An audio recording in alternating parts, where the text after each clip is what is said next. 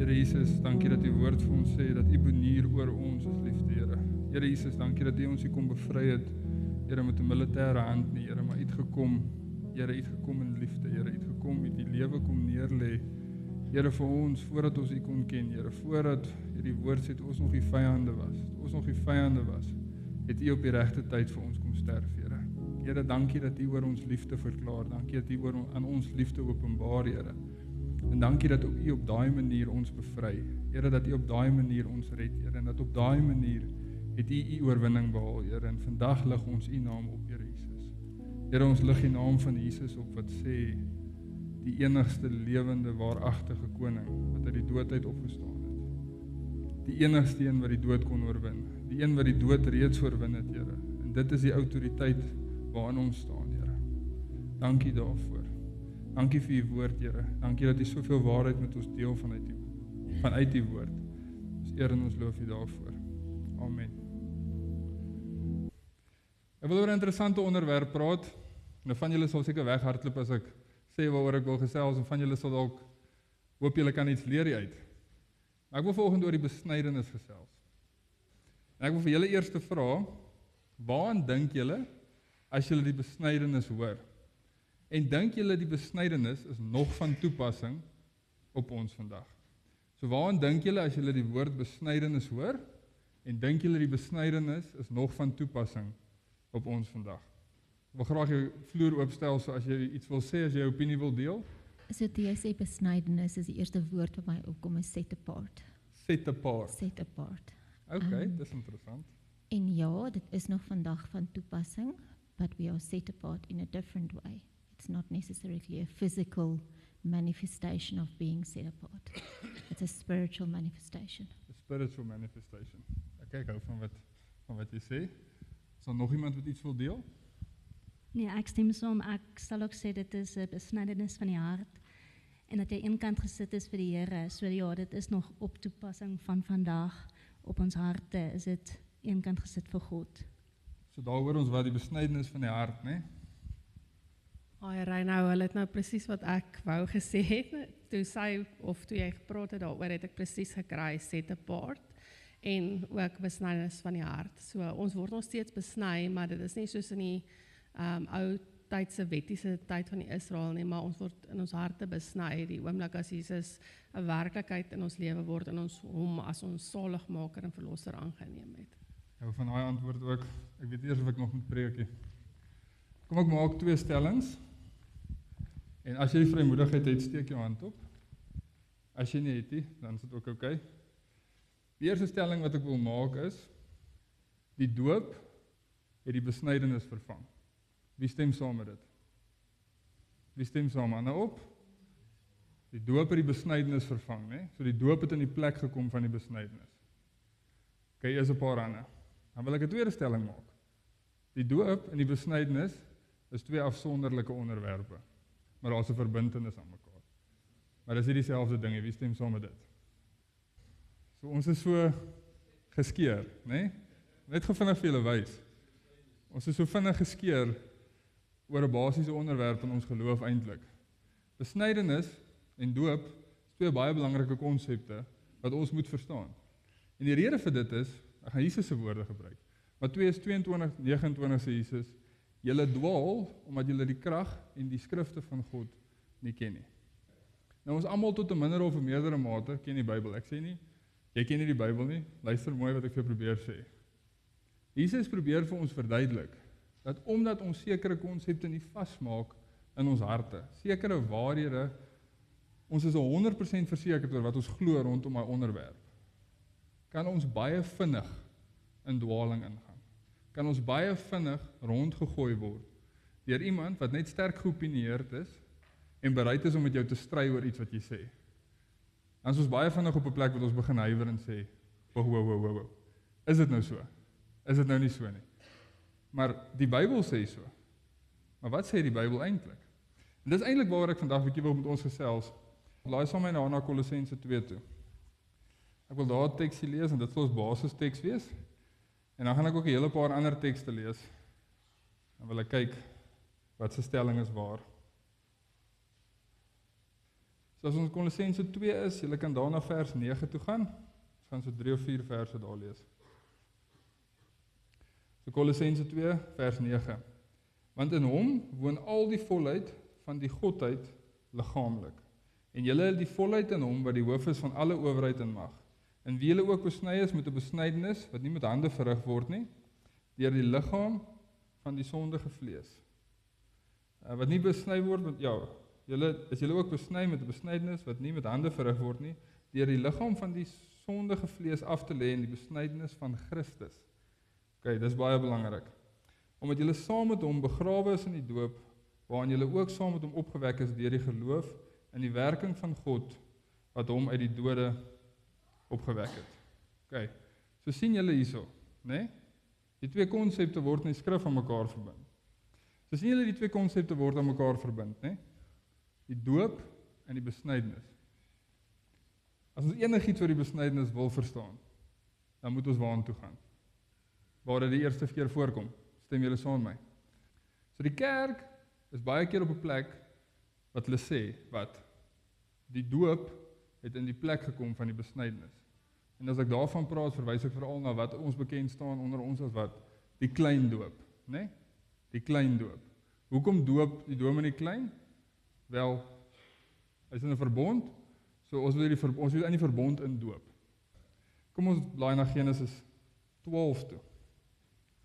Nou as ons aan besnydenis dink, dan is daar een naam wat altyd by ons moet opkom. Een naam. Die belangrikste naam vir my rondom die besnydenis is Abraham. Okay, Abraham. As ons die Ou Testamentiese beeld van die besnydenis van Abraham kan begryp, en ons trek dit deur na die Nuwe Testament toe, dan gaan Kolossense 2 vir ons baie begin sin maak. Gaan ons nie in dwaling wees daarom nie. Kom ons lees gou daar in vers 1, in Genesis 12. En die Here het aan Abraham, let wel, Abraham, nie Abraham nie, Abraham gesê, gaan jy uit jou land, en uit jou familie, en uit jou vaders huis, na die land wat ek jou sal wys. En ek sal jou 'n groot nasie maak, en jou seun, en jou naam so groot maak, dat jy 'n seun sal wees. Vers 3. En ek sal seën diegene wat jou seën, ek sal hom vervloek wat jou vervloek, en dis mos nou waar hy stop, né? Veral nou in die oorlogtydperk. Moet niks teen Israel sê nie, want die Here sê, ek seën wie Israel seën, en ek vervloek wie Israel vervloek, hier staan dit. Okay, ek gaan nie daaroor praat, ek wil nie daaroor gesels nie. Okay, ek dink in elk geval dis totaal en al verkeerd. Maar ek gaan nie daaroor nou gesels nie. Belangrike B-gedeelte van Genesis 12 vers 3.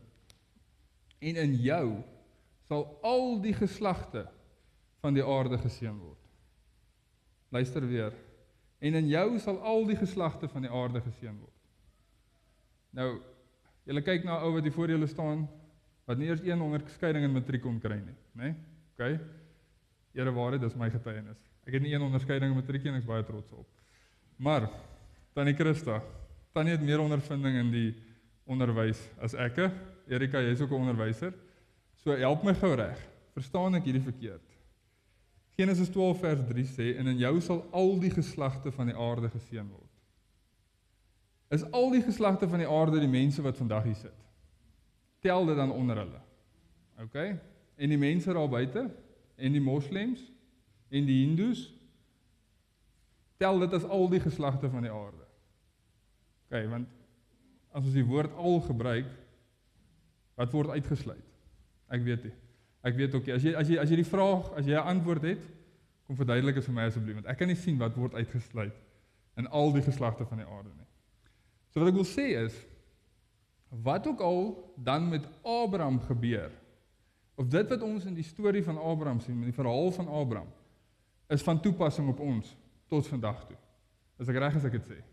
Dis 'n korrelasie wat ons kan trek, want die Here sê, in hom sal al die geslagte van die aarde geseën word. So in die Ou Testament moet ons kyk na Abraham. Okay? Ons moet eers kyk na Abraham, voordat ons na Abraham kyk. So in Genesis 15, hoor gou wat sê die Here hier vir hom. In vers 4.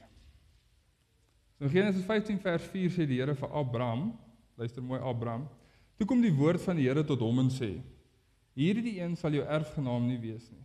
maar die een wat uit jou liggaam sal voortkom, hy sal jou erfgenaam wees. Daarop lei hy hom uit na buite met die woorde, kyk op na die hemel en tel die sterre, as jy hulle kan tel. En hy sê vir hom, so sal jou nageslag wees. En hy het in die Here geglo, en hy het hom dit tot geregtigheid gereken. Een van die belangrikste skrifte in die Bybel. Genesis 15 vers 6. Vers 7. Verder het hy vir hom gesê, ek is die Here wat jou uitgelei het uit Ur van die Chaldeërs om jou hierdie land in besit te gee. OK. So die Here maak aan Abraham 2 beloftes, né? Hy sê vir hom, daar sal 'n volk uit jou voortkom. 'n nageslag. Eerste een. Die tweede een wat hy vir hom sê is, ek gee vir jou 'n land. Ek gee vir jou 'n land. Julle sien hoe groot is die Palestynse dispuut rondom 'n stuk grond? Dis hoekom dit so belangrik is.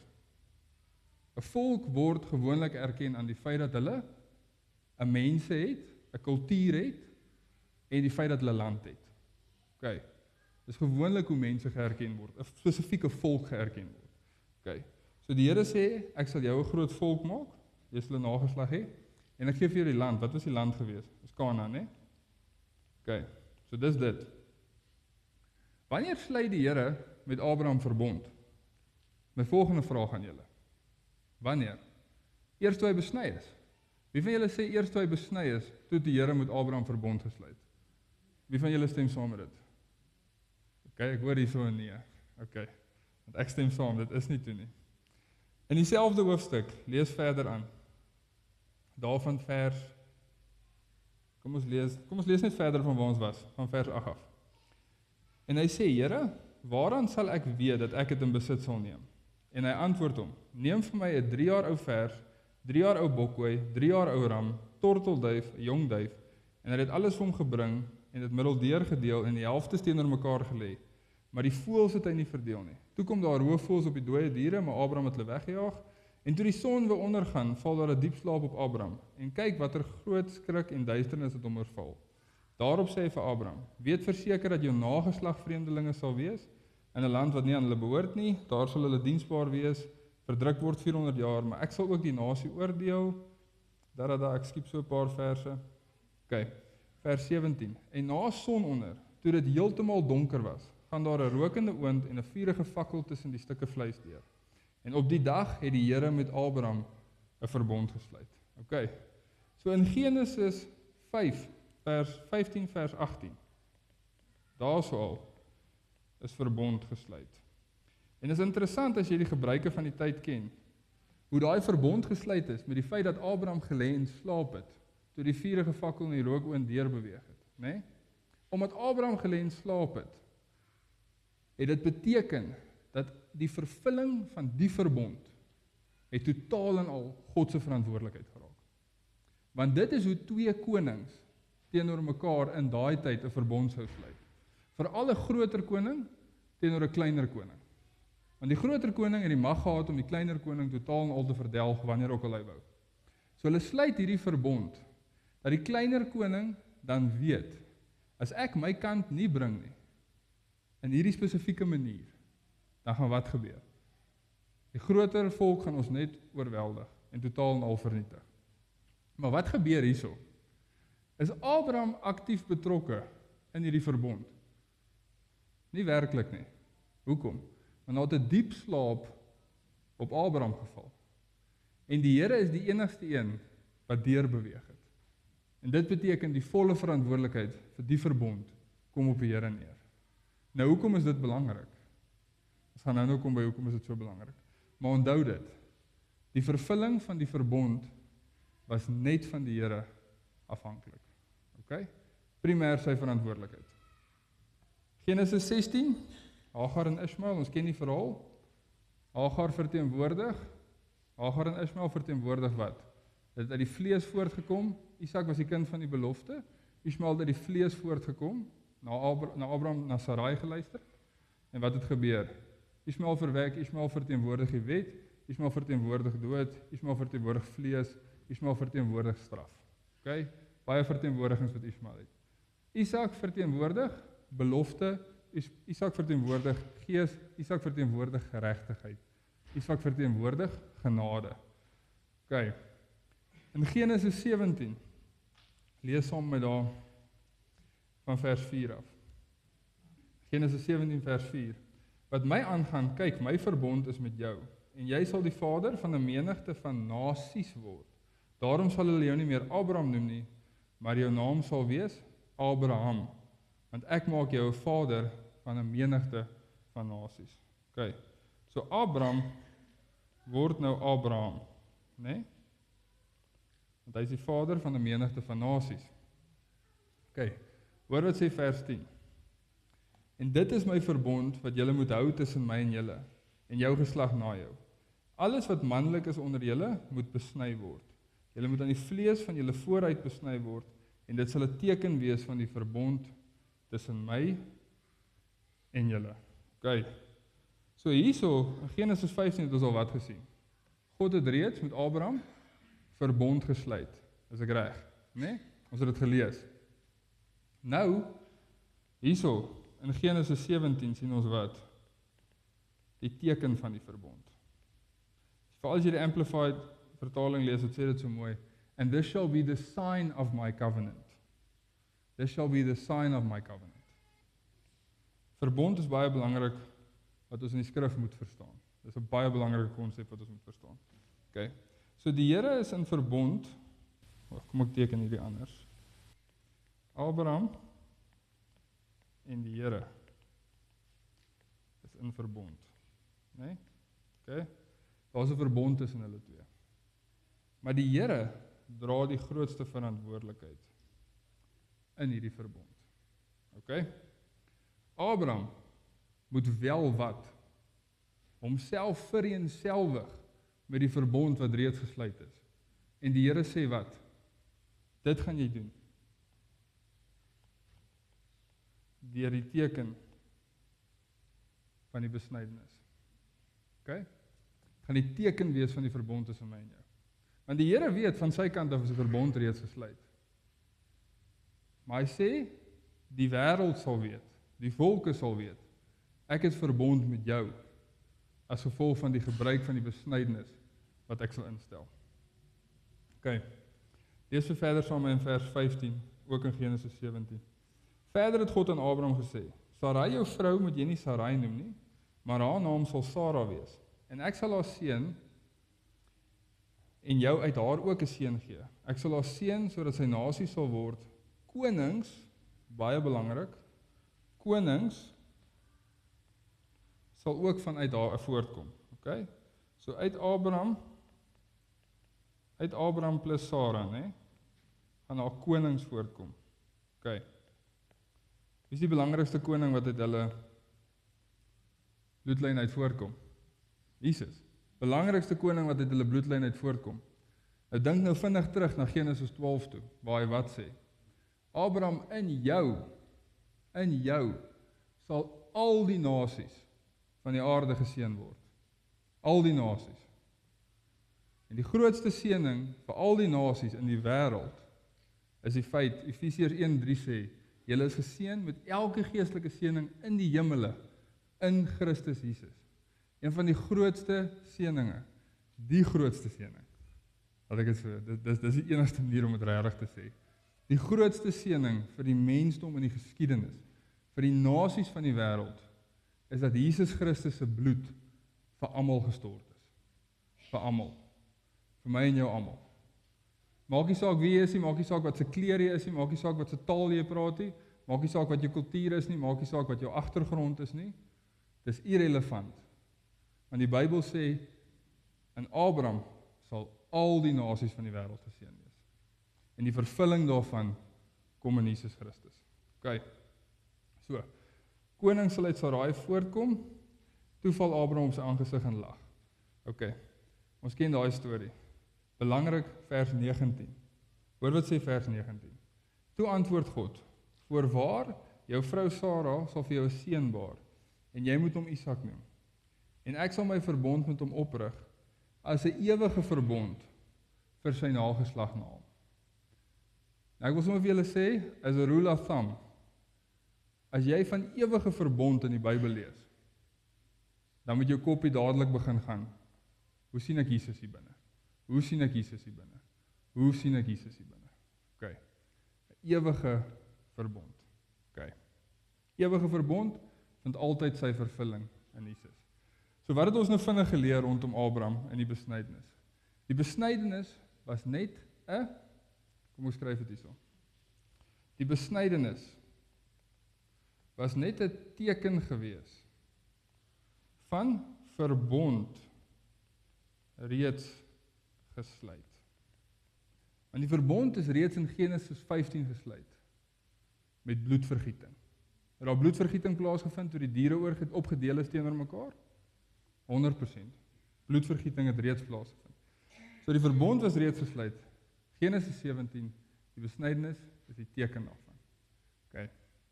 Nou, kom ons gaan terug na Kolossense 2 toe. Want dis waaroor die teks eintlik gaan. So kom ons lees weer Kolossense 2 verse 11 en 12. In wie? Dis nogal interessant. As jy Kolossense lees, een van die mees gebruikte terme in die boek, die mees gebruikte term in die boek is in wie of in Christus of in hom. Want Kolossense is aanvanklik geskryf om nommer 1 wetsgeleerdes te weerlê. As jy deur die boek lees, kom jy agter, okay, hierdie is 'n heidense kerk. Kolossense was 'n heidense kerk in die opsig van dit was waarskynlik 'n heidense nasie wat God aangeneem het, Grieke. En wat het gebeur? Wel, die wetsgeleerdes en dalk Christene wat uit die Jodendom uitkom, raak wedergebore, hulle neem Jesus aan, maar hulle verstaan nie noodwendig hoe volg ons hom nie. En hulle probeer nog steeds heeltyd die wet van toepassing maak. Okay? Nog 'n ding wat opgeduik het was Gnosticism. Nou Gnosticism het geglo in die feit dat alles wat vlees was totaal en al boos. So Pieter, die feit dat jy net daar sit en jy het arms en bene maak jou totaal en al boos. Dis net jou gees wat goed is. Alle gees is goed en vlees en die materiële wêreld is boos. Okay. So Paulus skryf die brief in so 'n manier dat hy probeer om al twee hierdie groepe aan te spreek. Okay. So vir al die besnydenis sou van toepassing gewees het op wie? Op die klomp Jode. Want die Jode moet begin iets verstaan rondom die besnydenis. En Paulus praat hierso in Kolossense 2. Ek gaan hierdie besnydenis van Abraham noem. Sommige net omdat ons dit beter sal verstaan. In Kolossense 2 verander Paulus dit en hy sê wat? Hy sê die besnydenis van Christus. Nou ons moet nog 'n teks bysit as ons dit heeltemal gaan verstaan. Laai gou saam na Romeine 2 toe. En dis waarna so baie van julle antwoorde al reeds verwys het. Is Romeine 2 vers 28 en 29. Want nie hy is 'n Jood wat dit in die openbaar is nie. En nie dit is besnydenis wat dit in die openbaar in die vlees is nie. Maar hy is 'n Jood wat dit in die verborgene is. Die besnydenis is die van die hart, in die gees, nie na die letter nie. Sy lof is nie uit mense nie, maar uit God. OK, dan weer vir ons lees. Want nie hy is 'n Jood wat dit in die openbaar is nie, en nie dit is besnydenis wat dit in die openbaar in die vlees is nie. Maar hy is 'n Jood wat dit in die verborgene is, en besnydenis is die van die hart, in die gees, nie na die letter nie. Sy lof is nie uit mense nie, maar vanuit God. OK. So Paulus sê eintlik, die besnydenis van Christus, waarvan ons in Kolossense 2 lees, is 'n besnydenis wat in die gees gebeur. Nee? En dis 'n besnydenis van die hart. Hy sê dis nie 'n Jood wat in die openbaar 'n Jood is nie. Maar dit gaan oor die verborgenheid. Jy sien aan die kruis het Jodendom weggeval. Wat bedoel ek daarmee? Dit gaan nie meer oor wat jy kan roem in die vlees nie. Paulus sê dit hoeveel keer? As ek in die vlees moes roem, soveel meer om op te roem. Besny op die 8ste dag uit die stam van Benjamin, fariseer van fariseërs, onder die wet, onberispelik. In die Nuwe Testament gaan dit niks meer oor waarop jy kan roem in die vlees nie. Niks. Het gaan nie daaroor nie. In die Nuwe Testament gaan dit oor een roem. En laat hy wat roem in die Here roem, sê die skrif. Laat hy wat roem in die Here roem. OK. In die Nuwe Testament is ons banier wat ons ophou Jesus. Dis al wat jy sê, is Jesus. En hoe vind enigiets 'n vervulling in Jesus? So, die besnydenis wat in die Nuwe Testament plaasvind, as jy vir Jesus aanneem, dan vind daar 'n besnydenis in jou gees plaas. OK? So die Here het sy kant volbring rondom die belofte, né? Hy het sy seun gestuur dat al die volke in Abraham geseën kan word. Die koning wat uit Abraham uitgekom het, die Here gestuur. Jesus. Hy kom sterf vir ons sondes in ons plek, hy het ons straf gevat. OK.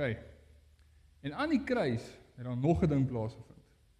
Die Here het reeds verbond gesluit met ons sonder dat ons op die toneel was. Hoe kan ek dit sê? Wel, kom ons gaan terug. Wat het in Genesis 15 gebeur? God het met Abraham verbond gesluit toe die diere middeldeur geskeer was en God deurbeweeg het. En Abraham het gelê en slaap. En wie van julle was 2000 jaar terug daar by die kruis toe die Here met ons verbond gesluit het? Niemand van ons nie. So kan ons sê ons was so goed soos aan die slaap daai tyd. Ja, né? Nee? OK. Die Here sluit reeds verbond met ons. Wat gebeur as ons Jesus Christus aanneem? Die besnydenis in die gees van ons hart.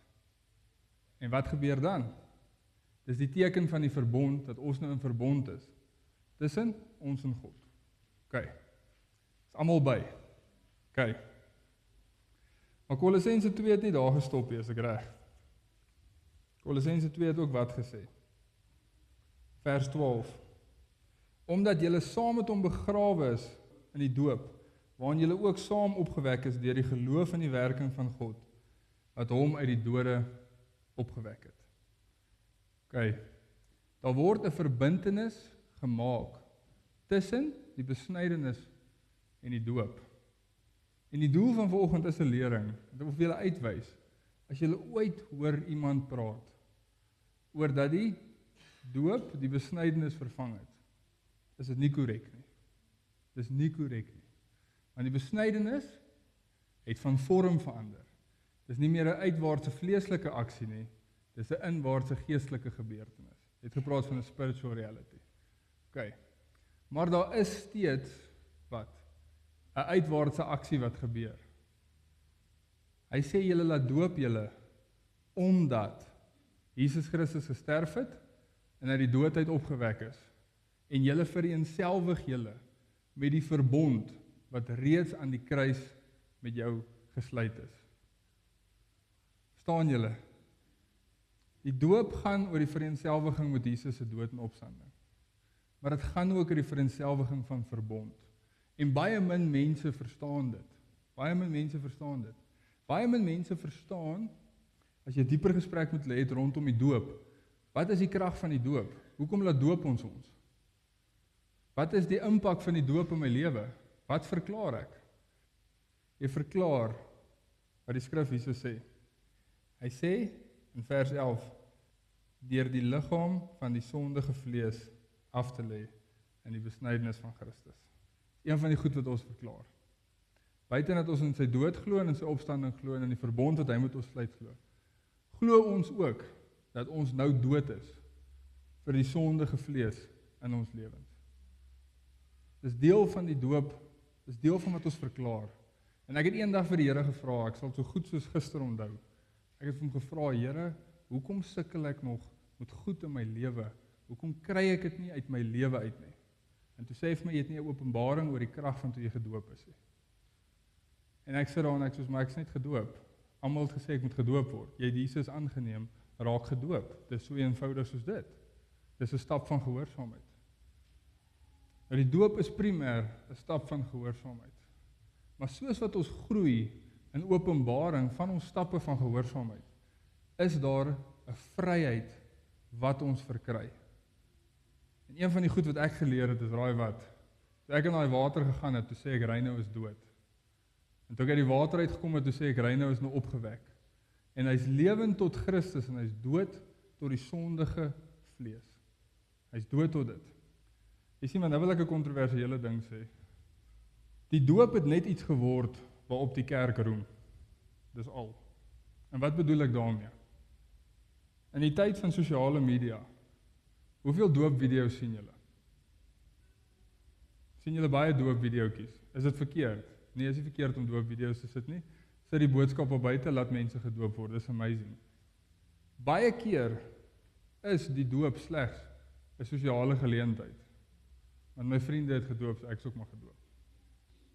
Dis oulik om by die kerk te wees en gedoop te word, so ek doen dit ook maar. OK? Dis die eerste ding. En dis maar wat ek in my generasie sien. En dit stop daarso. Dit stop daar. Nog 'n ding. Die doop het iets geword waarin mense roem. Asof dit die ding is wat ons hemel toe kan vat. Die vandag sê die doop red jou nie. Die doop is slegs 'n verklaring van wat Jesus reeds vir jou gedoen het. Die besnydenis van Christus het reeds in jou hart plaasgevind as jy hom aangeneem het. En daarmee is jy in verbond met hom. Die doop is nie die verbond nie. Die doop is net 'n verklaring dat jy jouself vereenselwig met iets. Die doop het vir die meer tradisionele kerke ook roem geword. Hoekom? Want ek kan roem dat ek gedoop is in die kerk en ek kan roem dat ek voorgestel is in die kerk. En ek kan roem in al hierdie seels wat ek het. Asof wat ek dit eendag by die hemelpoorte kan wys en sê, Here, kyk my seels. En die Here kyk inwaarts en hy sê, waar is die besnydenis van Christus in jou hart? Dit klink baie hard om te sê, maar ek weet, ek probeer uitkom by die plek waar die skrif vir my sê, laat hom wat roem in Christus roem. Dit help nie ons brag oor ons doop nie, dit help nie brag oor jou doopseel nie, dit help nie brag oor hoe wonderlik en hoe oulik jy is nie. Die einde van die dag, laat hom wat roem in Christus roem. In die Nuwe Testament is ons banier slegs Jesus. Punt klaar. Jy weet, Jehovah Nissi in die oudtydse gebruik het hulle militêre baniere opgehou. Dit was 'n aanduiding van die militêre krag van die weermag. Dit was 'n aanduiding van die bekwaamheid van hierdie militêre weermag. Dit was 'n aanduiding daarvan. As jy die boek van Numeri lees, is baie interessante voorbeeld daarvan hoe die Israeliete laar getrek het. En elke volk het hulle eie banier gehad. En ek dink ons dink baie keer aan die Israeliete as hierdie klomp armsalig is wat deur die woestyn geploeter het. As jy die boek van Numeri lees en jy lees die eerste hoofstuk, dan besef jy, daar's 'n rede hoekom die volke bedreig was deur die Israeliete. Dis 'n weermag wat daar aangekom het. Dit was nie 'n Julle verstaan wat ek probeer sê. OK. In die Nuwe Testament is die banier wat ons ophou. Jesus, dankie vir jou oorwinning. En dit gaan nie meer oor enige roem in die vlees nie. En nou kan jy vir myself sê, Reino, is hierdie preekie vervelig nie? Reino, moet ons hierdie goed weet? Reino, is dit belangrik? Ek stap in Musica aan eendag, ek wil vir my 'n speaker koop, baie graag. Lekker lank geld gespaar, ek's nog 'n student, so ek wil nou vir my 'n speaker koop. Nou, jy kan nie net 'n speaker gaan koop as jy 'n student is, jy moet geld spaar. En as julle my op universiteit gesien het, sou julle vir my geskrik het. Want ek was meer baard as mens. My baard het seker hier gaan, né? Ek oordryf so 'n bietjie.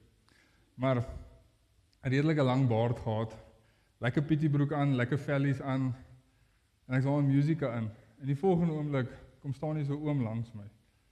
Nou, hy was regtig meer baard as mens, né? Baard hang daar, grys. Hy het so 'n camo pakkie aan. Hy kom staan hier langs my. Sy tosseltjies hang so. Nou kyk ek die oom, nou dink ek, "Jesus, dis interessant." Dan sê die oom vir my, "Wie wat? Ek wil net vir jou sê." Dan sê ek, "Ja oom, ek luister." Siener het gesê, jy vertrou nie 'n man sonder 'n baard nie. Ek sê op 'n speaker te koop en hierdie oom kom praat met my oor Siener van Rensburg en my baard. Ek sê, "Yes, okay. Vertel vir my oom, vertel vir my meer." Hy sê, "Ja nee, Siener het gesê, vertrou nie 'n man sonder 'n baard nie, want 'n man sonder 'n baard ken nie die waarheid nie. Hy ken nie die waarheid van God se woord nie, want in die wet staan daar sal nie 'n skeermes op jou hoof kom nie." Toe weet ek, hier is ons in die wet. Hier gaat ons. OK. Volgende oomblik sê hy vir my, "Is jy al besny?" Ere waarheid. Volgende oomblik vra hy vir my, "Is jy al besny?" Ek sê vir hom, oom, ek's bang as oom my so kyk, want dit lyk oom wil my besny. Maar, ek is nie besny nie, oom, en ek gaan ook nie besny word nie. En hy vra vir my, hoekom? Ek sê vir hom in Galasiërs 5 staan daar, as ek besny is, het ek van Jesus Christus afvallig geword. Ek het van genade afvallig geword. Jou Bybel is verdraaid. Dis nie wat werklik daar staan nie. Ek sê vir hom, wat staan daar werklik? Hy sê nee, jy moet besny word, met anders plant jy onheilige saad voor, en dis hoekom die wêreld lyk soos wat dit vandag lyk. Ja, dis die gesprek wat ek en hierdie oom het in Musica. Ek dink by myself, oom is in soveel dwaling. En ek redeneer met hom en ek probeer vir hom genade verduidelik. En hoe meer ek vir hom genade probeer verduidelik, hoe meer probeer hy my met die wet slaan. Maar hier is die ding. Ek het Galasiërs 5 geken. In my bietjie kennis wat ek op daai stadium gehad het, het ek Galasiërs 5 gelees en besef. Die Here sê ons hoef onsself nie meer te laat besny nie. Hy is van toepassing. Hy is die belangrike een. Dis waar die tekkie die teer geslaan het. Want hoeveel keer het jy al gehoor dat mense rondloop en sê, ons moet onsself nog besny vandag, anders is ons nie in verbond met die Here nie. En ons kan nie sit en lag en ons koppe skud. Is dit die waarheid? Dis die waarheid, het gebeur vandag nog. Jy moet geanker wees in die waarheid. Dis hoekom ek vir julle sê, julle daar's praktiese, belangrike konsepte, wat 'n mens moet verstaan, tot 'n meerdere of 'n mindere mate. En as julle alles vergeet vandag, onthou net ten minste hierdie ding. Die besnydenis vandag is die besnydenis van die hart. Dis die besnydenis wat in Jesus Christus gebeur. Die koning wat met ons in verbond getree het, toe ons nog nie eers op die toneel was nie. Die koning wat al die verantwoordelikheid op homself geneem het, en my en jou vrygestel het. En hy vra een ding, neem my aan. Al wat ons werk is vandag. Neem hom aan, roem in wat hy vir jou gedoen het, alleenlik. Alleenlik om die roem aan hom toe. Dis al. En dan stap jy in 'n gehoorsame pad, soos wat Abraham ook saam met die Here gestap het. OK. Dis dit. Dis die doel van my boodskap vandag. Ek wil vir ons bid en sluit ons af en gaan drink ons saam lekker koffie. Here Jesus, baie dankie vir u woord, Here. Here Jesus, dankie vir die kruis en alles wat u vir ons aan die kruis gebewerkstellig het, Here. Here, dankie dat daar soveel waarheid opgesluit lê. Vader, wat ons vrymaak. Vader, wat ons vrymaak, Vader. En ek bid vir alle mense hier vanoggend, Here. Here, al is dit nie noodwendig oor hierdie onderwerp nie, Here, al is dit dalk iets waaroor hulle gedink het, Here, maar ander worstelinge wat hulle het in die skrif, ander goed waaroor hulle sukkel, goed waar hulle mense al gehoorstellings maak het, en Here, met soveel entoesiasme dat dit moet reg wees. Here, bid ek vandag dat U vir almal hierso die gees van wysheid, kennis en die gees van openbaring sal gee, Here. Here, mag ons bevraagteken, mag ons self die skrifte ondersoek, Here, mag ons self soek totdat ons by waarheid uitkom. En Here, ons doen dit vir een rede, Here, dat ons in gehoorsaamheid aan U kan stap. Here, dat ons vir U kan sê, al die roem kom U toe. Here, ons wil nie in onsself roem nie, ons wil nie roem op wat ons kan doen nie, ons wil nie roem op hoe wonderlik ons is nie, maar Here, ons wil roem op dit wat U vir ons het, op dit wat U vir ons gedoen het. Dankie vir U goedheid, dankie vir U liefde, Here, dankie vir die besnydenis in die hart, Here. Here Jesus, as die mense is wat in 'n geloofsversekerheid sukkel, Here. Vader, maar hulle het U aangeneem. Here, bid ek dat U vir hulle soveel rus sal bring. Vader, die woord sê dat hulle sal volmaak word in die liefde wat die vrees na buite dryf. Here, mag dit daar wees. Dankie vir U goedheid, dankie vir U liefde, dankie vir U genade. In Jesus naam. Amen.